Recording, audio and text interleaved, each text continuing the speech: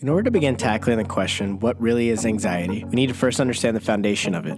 What comprises the foundation to support your worries building on top of one another?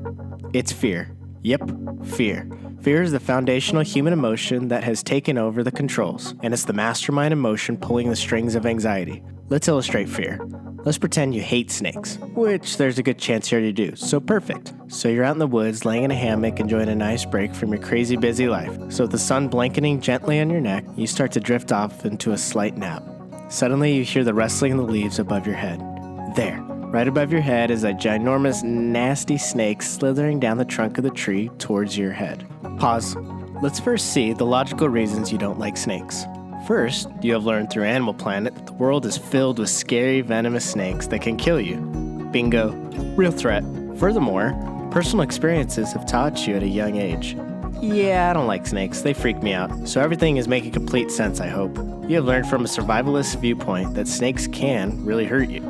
Time for a little fancy brain breakdown. Let's call the snake an emotional stimulus, which is just a fancy way of saying it's a tangible thing in the world that causes an emotional response. The emotional stimulus enters the sensory thalamus, where the information goes to the prefrontal cortex, or the thinky part of the brain. Approximately right behind the forehead, it is in charge of the executive functioning such as problem solving, goal orientation, and planning. Fun little fact, this guy isn't fully developed till our 20s. The anterior cingulate cortex then facilitates the dialogue between PFC and the limbic system. The limbic system is the feely part of the brain in charge of the emotions. The hippocampus organizes, stores, and forms new memories and encodes threatening messages to memory. So the hippocampus pulls out the file labeled "Scary Snake" and drops it off of the desk of its boss, the amygdala.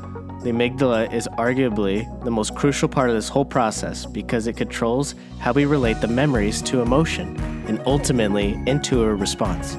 Every experience you have passes through the amygdala, and it's always screening for potential threats. If the alarm is tripped, then the amygdala has a choice of behavioral responses: fight, flight, or freeze. So back to our snake friend. The amygdala is going to choose fight, flight, or freeze in a matter of milliseconds. What happens next is remarkable, and all designed to protect you. After your amygdala is chosen, it gives the command to the brainstem to activate the autonomic nervous system to increase heart rate and blood pressure. The amygdala also gives the order to evoke emotional behaviors and suppress the pain via the brainstem. The basal forebrain simulates arousal or attention to make us hyper-aware of the situation at hand. Finally, the amygdala releases stress hormones via the pituitary.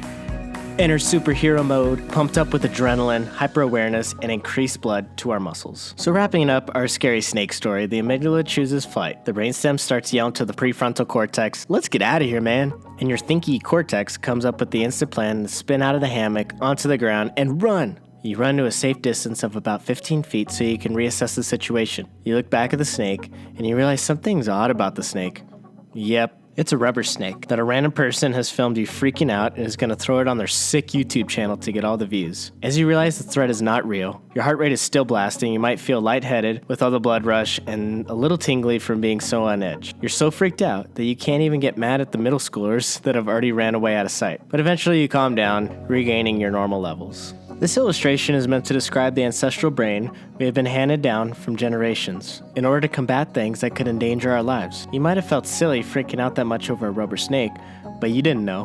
What if it was a venomous snake that could have ended your life in a matter of minutes? Your brain, props to you amygdala, went into superhero flight mode to save your life. Sometimes there isn't time to analyze the situation. You have to react to keep yourself safe, and this is how your brain does it, by using the emotions of fear as the lighter fluid to a lit match. It's always ready to go if the situation calls for it. So if this process keeps us alive and is inherently good, how do we get to anxiety?